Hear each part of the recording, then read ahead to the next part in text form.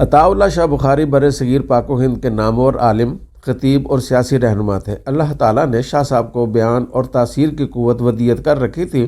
وہ بولتے نہیں تھے، وہ سناروں کی طرح نقش گھڑتے تھے اور سننے والوں کے زیور احساس پر کندہ کر دیتے تھے۔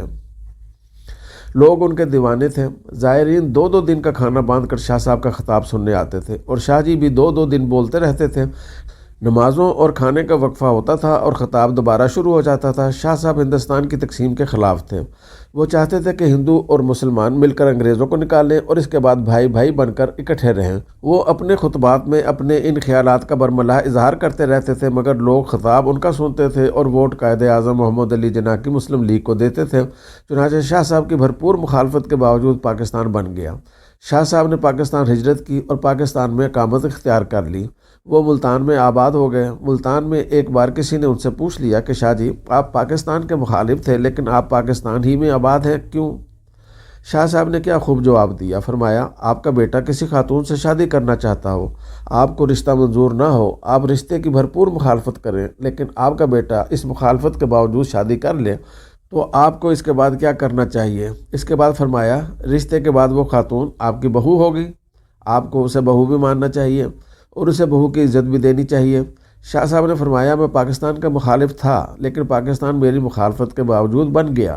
یہ اب میرا ملک ہے اور میں اس کی اتنی ہی عزت کرتا ہوں جتنی اس ملک میں رہنے والے کرتے ہیں۔ یہ دلیل شاہ صاحب کی عظمت اور اعلیٰ ظرفی کی نشانی تھی، ورنہ اس ملک میں ایسے لوگ اور ان کی پارٹیاں آج بھی موجود ہیں جنہوں نے قیام پاکستان سے قبل پاکستان کی مخالفت کی، جو پاکستان بننے کے بعد پاکستان کے شہری بنے، پوری زندگی ملکی وسائل سے لطف اٹھایا، لیکن یہ آج بھی ملک کی مخالفت کر رہے ہیں، یہ آج بھی پاکستان کے خلاف ہیں۔ مجھے چند دن قبل ایک دوست نے عطاءاللہ شاہ بخاری کا ایک انتہائی خوبصورت کال SMS کیا۔ مجھے جب سے یہ کال موصول ہوا ہے میں اس وقت سے سرشاری کے عالم میں ہوں اور میں جھولی پھیلا کر شاہ صاحب کو دعائیں دے رہا ہوں۔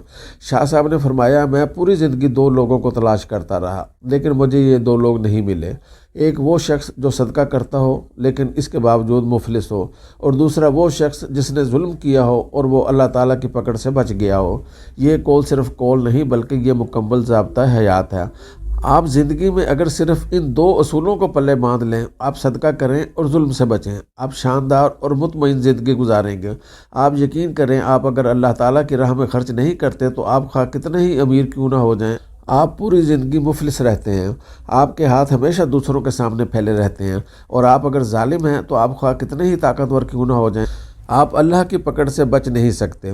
یہ میری زندگی کا تجربہ بھی ہے اور مشاہدہ بھی۔ میں ملک کے درجنوں ایسے لوگوں کو جانتا ہوں جن کی شہرت اچھی نہیں، جن کے کام دھندے غلط ہیں، مصیبتیں پوری طاقت سے ان کی طرف دوڑتی ہیں، پولیس انہیں گرفتار کرنا چاہتی ہے، حکومت ان کے خلاف پوری ریاستی طاقت استعمال کرتی ہے، ان کے خلاف قانون بن جاتے ہیں، جج ان کے خلاف فیصلے لکھ دیتے ہیں، ان کے لیے جیلیں تیار ہو جاتی ہیں اور ان کے وارنٹ جاری ہو جاتے ہیں، لیکن وہ عین وقت پر بچ جاتے ہیں۔ دنیا بھر کی مصیبتیں ان کے قریب سے گزر جاتی ہیں۔ آپ ذرا سی تحقیق کریں آپ کو معلوم ہوگا ان میں سینکڑوں عیب ہیں، لیکن یہ عیبوں کے باوجود کھلے دل سے صدقہ اور خیرات کرتے ہیں۔ ان کا دسترخوان وسیع ہے، یہ ہر ماہ درجنوں یتیموں، بے آسراؤں، بیواؤں کی مدد کرتے ہیں۔ یہ مدد انہیں مصیبتوں سے بچاتی ہے اور ان کی دولت میں بھی اضافہ کرتی ہے۔ بزرگ بتاتے ہیں ایک فقیر نے ایک بزرگ کے سامنے دست سوال دراز کیا اور ساتھ ہی دعا دی، اللہ تعالیٰ تمہیں بادشاہ بنائے۔ بزرگ نے اس سے پوچھا کیا تم بادشاہ بننا چاہتے ہو؟ فقیر نے حیران ہو کر جواب دیا، جناب میں نسلوں کا فقیر، میں کیسے بادشاہ بن سکتا ہوں؟ بزرگ نے کہا چلو ہم ایک تجربہ کرتے ہیں، میں تمہیں بادشاہ بنانے میں کامیاب ہو گیا تو تم مجھے حج کرواؤ گے، اور میں اگر ناکام ہو گیا تو میں پوری زندگی تمہاری کفالت کروں گا۔ فقیر مان گیا۔ بزرگ نے اسے کہا تمہاری جیب میں کتنے پیسے ہیں؟ فقیر نے پیسے گنے، وہ 30 روپے تھے۔ بزرگ نے اسے مٹھائی کی دکان پر بھیجا، 30 روپے کی جلیبیاں منگوائیں۔ سامنے بے روزگار مزدور بیٹھے تھے، بزرگ نے اسے حکم دیا تم یہ جلیبیاں ان مزدوروں میں تقسیم کر دو۔ فقیر گیا اور جلیبیاں مزدوروں میں بانٹ آیا۔ بزرگ نے اسے ساتھ بٹھا کر کھانا کھلایا اور حکم دیا تم گھر چلے جاؤ، 30 دن انتظار کرو اور دیکھو اللہ تعالیٰ کی طرف سے کیا پیغام آتا ہے۔ فقیر چلا گیا۔ وہ تیسرے دن دوڑتا بزرگ کے پاس آیا، وہ خوشی سے چھلانگیں لگا رہا تھا۔ بزرگ نے وجہ پوچھی۔ فقیر نے بتایا مجھے پچھلے مہینے ایک کلرک نے بھیک میں پرائز بانڈ دیا تھا، میں نے وہ بانڈ سنبھال لیا، آج وہ بانڈ نکل آیا ہے، میں بیٹھے بٹھائے 3 لاکھ روپے کا مالک بن گیا۔ بزرگ مسکرائے اور اس سے کہا یہ بانڈ تمہارا نہیں، اس کا مالک وہ ہے جس نے تمہیں یہ بانڈ دیا تھا، تم بانڈ کے مالک کو تلاش کرو، یہ رقم اسے واپس کر دو اور انتظار کرو اللہ تعالیٰ کی طرف سے کیا پیغام آتا ہے۔ فقیر کو یہ آئیڈیا بہت برا لگا، لیکن اس کے باوجود اس نے کلرک کو تلاش کیا اور بانڈ لے کر اس کے پاس پہنچ گیا۔ کلرک فقیر کی ایمانداری پر حیران رہ گیا۔ وہ فقیر کے ساتھ دفتر سے نکلا، ڈی سی آفس گیا، وہاں کنسٹرکشن کمپنی رجسٹر کرائی، فقیر کو 50% کا حصے دار بنایا اور سرکاری ٹھیکے لینا شروع کر دیے۔ وہ دونوں مل کر کام کرتے تھے، کلرک ٹھیکہ لیتا تھا اور فقیر کام کرواتا تھا۔ یہ کمپنی مزدوروں کو 3 وقت کا کھانا دیتی تھی۔ کمپنی چل پڑی، کلرک اور فقیر دونوں امیر ہو گئے۔ یہ دونوں بزرگ کو ہر سال حج پر بھجواتے تھے اور شام کے وقت فقیروں کو روک کر انہیں امیر ہونے کا نسخہ بتاتے تھے۔ یہ کمپنی آج بھی قائم ہے، اس میں اب کلرک اور فقیر کے بچے کام کرتے ہیں۔ یہ کمپنی 30 روپے کے صدقے سے شروع ہوئی۔ یہ اب تک درجنوں لوگوں کو بادشاہوں جیسی زندگی گزروا چکے ہیں۔ میں ذاتی طور پر ایسے 20 لوگوں سے واقف ہوں جو جاہل بھی ہیں، نالائق بھی اور غیر محتاط بھی۔ ان پر اللہ تعالیٰ کا کرم برستا رہتا ہے۔ میں نے جب بھی تحقیق کی، مجھے اس کرم کے پیچھے ہمیشہ صدقہ اور خیرات ملی۔ یہ دل کے سخی اور ہاتھ کے کھلے ہیں۔ میں نے ایک اور چیز بھی مشاہدہ کی، انسان اگر صدقہ کرے اور ساتھ ہی عاجزی اختیار کر لے تو دولت بھی ملتی ہے اور عزت بھی، کیونکہ جس طرح خوشحالی کا تعلق صدقے سے ہے، بالکل اسی طرح عزت عاجزی سے وابستہ ہے۔ آپ جتنا جھکتے جاتے ہیں، آپ کی عزت میں اتنا ہی اضافہ ہوتا جاتا ہے۔ آپ اس معاملے میں اولیاء کرام کی مثال لے لیجئے۔ اولیاء کرام میں عاجزی ہوتی ہے، چنانچہ ان کے مزارات ہزار سال تک آباد رہتے ہیں۔ یہ کھلے دل اور فراخ ہاتھ بھی ہوتے ہیں، چنانچہ ان کے درباروں پر ان کے انتقال کے بعد بھی لنگر چلتے ہیں اور بادشاہ مال و متاع لے کر ان کی درگاہ پر حاضر ہوتے رہتے ہیں۔ ہم اب ظلم کی بات کرتے ہیں۔ میرے بزرگ دوست شیخ عبدالحفیظ راولپنڈی کے ایک ریلوے ملازم کی بات سنایا کرتے ہیں۔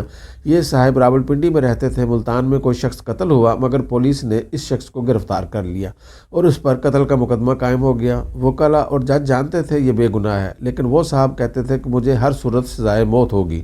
یہ پیشن گوئی سچ ثابت ہوئی، عدالت نے اسے سزائے موت سنا دی۔ دوست اس سے ملاقات کے لیے گئے، اس سے یقین کی وجہ پوچھی تو اس نے جواب دیا کہ مجھے یہ سزا ملتان کے قتل کی نہیں ملی، میں گوجرانوالا کے قتل کی سزا بھگت رہا ہوں۔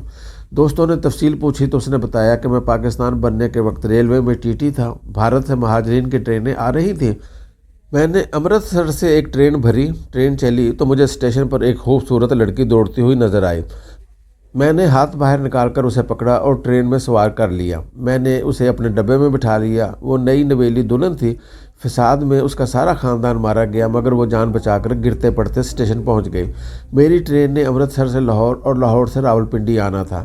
میں نے اسے راولپنڈی تک کے لیے اپنے ڈبے میں پناہ دے دی۔ ہم لاہور سے نکلے تو میری نیت خراب ہو گئی۔ میں نے اسے قائل کرنے کی کوشش کی، وہ نہ مانی۔ میں نے اس کے ساتھ زبردستی شروع کر دی۔ لڑکی شاک میں چلی گئی۔ اس نے دروازہ کھولا اور ٹرین سے باہر چھلانگ لگا دی۔ وہ ٹرین کے نیچے آ کر مر گئی۔